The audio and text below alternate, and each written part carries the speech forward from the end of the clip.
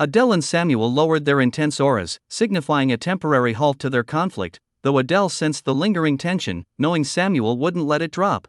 The magic instructor, Robolt, was introduced. Adele noted his sudden appearance and calm demeanor felt unusual, reasoning that an instructor at Sidon must be highly skilled, making learning magic from him seem promising. In this world, magic wasn't inherent talent but closer to a skill or academic discipline. Robolt emphasized that to learn magic effectively, one first needed to understand attributes. He explained the core elements, earth, water, wind, and fire, which formed the 4 base attributes. Adding darkness and light, he stated there were 6 basic attributes in total. Robolt mentioned that most people possessed only one attribute, but Adele wondered if his mixed heritage might mean he had 2.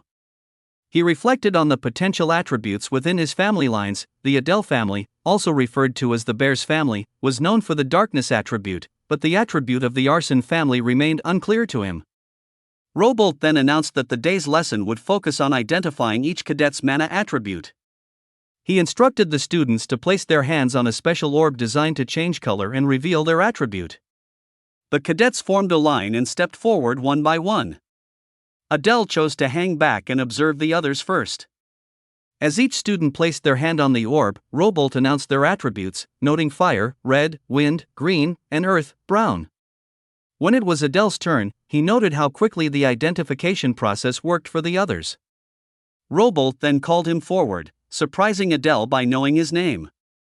Adele placed his hand on the orb, and an unusual color appeared, half black and half gray. Robolt was visibly startled.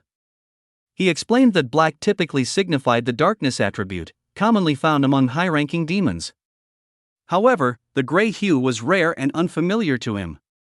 Adele asked if the instructor didn't know what it meant, to which Robolt clarified that he did know, but its extreme rarity was the reason for his surprise. He revealed that gray represented chaos, the attribute of magic that defied the natural order. Adele was stunned, realizing this was something he hadn't even thought to include in his original novel, referencing his meta-knowledge. Adele mused about the implications of this discovery. Magic that defied the natural order, this phrase might hold the key to understanding his unique abilities. For the moment, he decided to focus his thoughts on the darkness attribute, which he felt certain he possessed. Later, as he pondered these revelations, he suddenly noticed someone standing behind him. Startled, he turned to see who it was. It was the girl from before. She seemed startled that he had noticed her at all, despite her apparently using a stealth technique. The girl glared at Adele with visible frustration. She sharply demanded to know what he had been thinking, her voice laced with disapproval. Adele feigned innocence, asking what she meant, but she wasn't fooled. She directly accused him of deliberately provoking Samuel. Adele defended himself by stating that he simply couldn't tolerate being picked on. The girl scoffed at his justification, her eyes narrowing. She pointed out that he had just interfered with someone from one of the 7 deadly sins families. He quickly countered that outside forces couldn't enter Sidon anyway and dismissed the matter, saying it didn't matter. But she grew more agitated.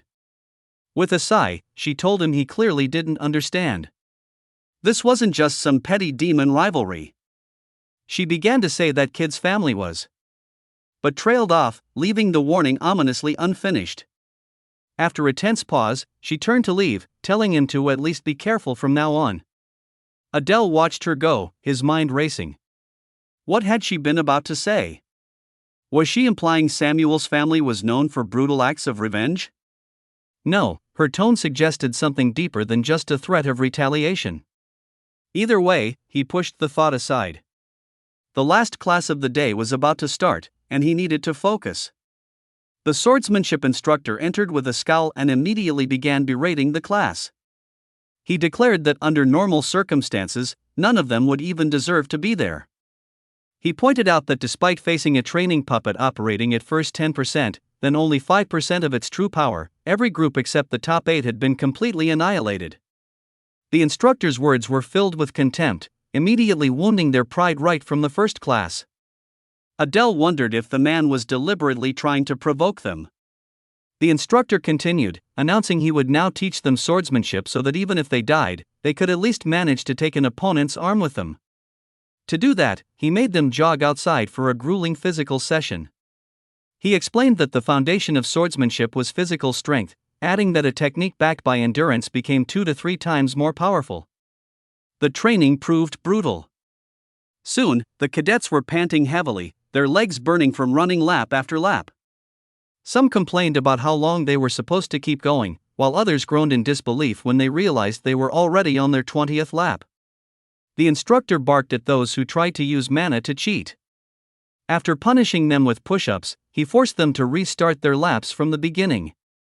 Adele smirked to himself, thinking how these spoiled rich kids always tried to cut corners. He remembered his own past. Back when he had first possessed this body and escaped to the demon world, he had caused chaos without relying on such cheap tricks. Finally, the instructor called for the last lap, totaling 50. Once it was over, he dismissed those who had completed all 50 laps, telling them to proceed to their dorms. The stragglers were assigned extra lessons. Adele exhaled in relief. Today had been no joke. Exhausted, he just wanted to get to his room and collapse. As he headed toward the dormitory, he suddenly froze when someone grabbed his shoulder. He turned around in a panic. When he did, his eyes widened in surprise, and he wondered inwardly what she was doing there. Turning around in panic, Adele saw Lady Renee, prompting his internal question about her presence there. Adele, with reddish-brown hair and a warm smile, greeted her, asking if she was on her way to the dorm and inquiring about her first day of class. Renee remained silent, causing Adele to wonder if someone in class had gotten on her nerves, acknowledging the earlier scene looked like a perfect setup for misunderstanding. Renee simply stated Adele was lacking training, then surprised him by suggesting a cool-down workout together. Caught off guard but seemingly eager, Renee asked if he would help her, right? Adele remained silent, his expression unreadable, before letting out a quiet sigh, thinking she really didn't tire easily. Renee, noticing a nearby cadet training area, suggested they hurry while there was still time. Adele agreed simply, internally reasoning that despite the difficulty, training with a descendant of the 7 deadly sins would ultimately be beneficial. Arriving at a spacious building, Adele remarked on its size. Inside, observing the abundance of equipment and diligent cadets, Adele commented it would definitely improve stamina, then, spotting a heavily loaded barbell, asked if they should start there. Adele requested to try first, noting its apparent weight. Adele reassured her confidently, boasting about her years of training making this amount nothing, as he positioned himself under the bar. Adele strained intensely against the heavy barbell, face contorted, letting out a ragged groan. Lady Renee observed coolly, arms crossed, stating bluntly he was too weak and should stop before hurting himself. Adele cursed inwardly at the weakness of his current body. A lifetime of confinement had left Adele too frail for such strain, and he collapsed to his hands and knees, struggling to catch his breath. Dismissing his struggle, Lady Renee effortlessly approached the barbell, remarking something like this, before hoisting it overhead with a single hup. Adele watched, amazed, internally exclaiming at her amazing strength, reflecting he couldn't compare even with raw power and needed to work hard, a determined smile touching his lips. After 2 hours under the bright sky, Adele approached Lady Renee, still lifting weights, noting the time and suggesting they wrap up. She agreed readily. As she set the barbell down turning with a clang, Adele offered to escort her to the dorm entrance, to which she simply agreed. Walking beside her, Adele observed internally that even aside from today, she had been training a lot lately. Curious about her condition, he considered checking quickly while she was getting dressed. He subtly activated an ability, causing a glowing blue interface to appear before his hand, displaying Lady Renee's current status. It listed her race as half-demon, her disposition as chaos, her talent as position swap 2, and her traits included curiosity, immersion, killing intent, darkness, mana control, and eyes of arrogance. Her mana was shown as 1297 to 1321. Adele noted that while everything else remained the same, her mana had indeed increased to 1321 points. He mused that even though she practiced mana control diligently every night, her mana had only increased by a mere 24 points. He conceded internally that this really was the slowest growth period after all.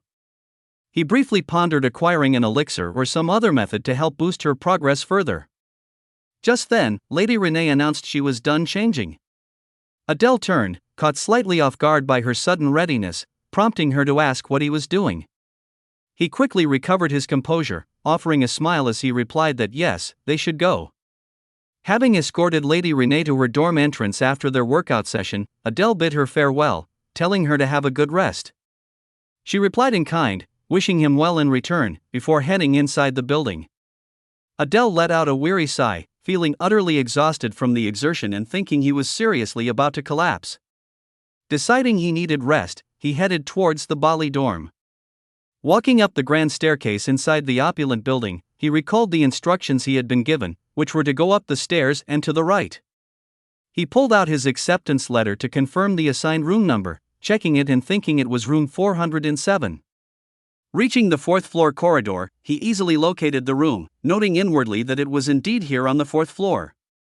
Standing before the door, he wondered briefly who his roommate might turn out to be, secretly hoping for someone possessing both skill and a good personality, someone he could potentially bring over to his side. The prospect of having his first male friend in the demon realm felt somewhat exciting to him. Taking a breath, Adele opened the door with a cheerful greeting, starting to say hello and nice to meet them. He stopped abruptly, his pleasant expression freezing entirely as his eyes fell upon the room's sole occupant, Samuel, casually sitting on one of the beds, sucking nonchalantly on a lollipop. Samuel looked up, appearing equally surprised and clearly displeased by Adele's appearance, his green eyes narrowing instantly. Both simultaneously erupted in shock, Adele demanding incredulously why the hell Samuel was there. Samuel mirrored the sentiment with his own furious exclamation. Adele slumped against the doorframe, pressing a hand to his forehead and tapping nervously, muttering that this was seriously messed up and feeling utterly dismayed that of all the potential roommates, he had ended up sharing a room with him. Samuel, equally furious at the arrangement, bit down hard on his lollipop, shattering it into pieces, clearly just as unhappy with the situation as Adele was. The two rivals stared at each other, the air thick with palpable animosity, their unexpected cohabitation promising future conflict. Samuel sneered from his position on the bed, calling Adele a filthy half-blood with a contemptuous tch. Adele, still standing near the doorway, clenched his teeth tightly, internally debating whether he should just get rid of him right then and there. Letting out a frustrated sigh instead, Adele turned towards the desk, intending to put his things down. Samuel immediately leaped up from the bed, fists clenched, aggressively challenging him to fight right now. Adele scoffed dismissively, asking incredulously if Samuel was out of his mind and actually wanted to fight right there in the dorm room, before stating calmly that he was just stepping out. Samuel remained silent, simply glaring intently at him.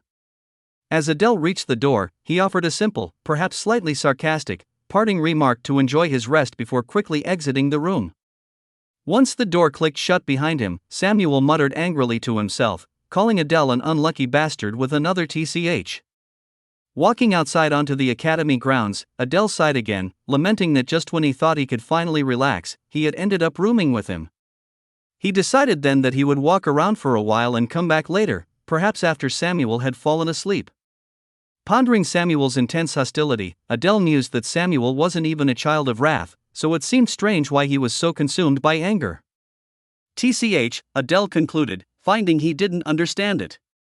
A thought suddenly struck him then. Come to think of it, Samuel was the child of gluttony, so maybe his anger was something akin to how his own disposition was chaos? He hadn't given much thought to the concept of disposition until Instructor Rold had mentioned it recently. He wondered what chaos actually meant, questioning if it perhaps referred to a specific mana attribute or something else entirely. He briefly considered asking the information paper, presumably some kind of magical resource, for details but quickly dismissed the idea, reasoning that if it had known anything relevant, it would have explained what chaos meant when it taught him about engraved abilities. He decided it wasn't worth wasting money for nothing.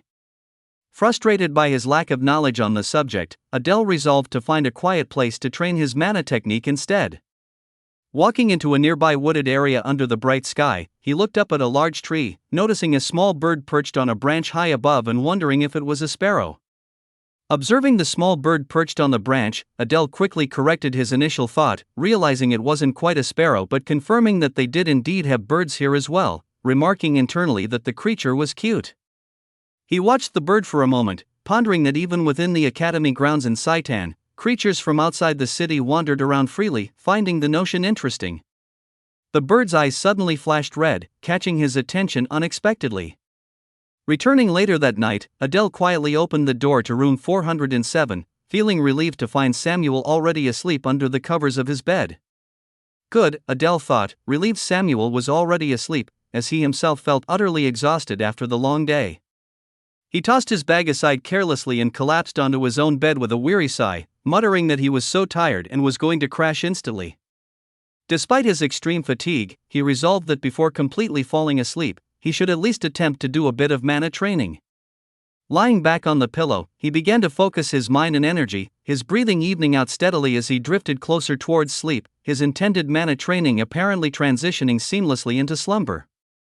Suddenly, his eyes snapped wide open as a menacing figure loomed directly over his bed. Samuel, his eyes glowing intensely with an eerie green light, staring down intently at the now awake Adele with an unnerving gaze.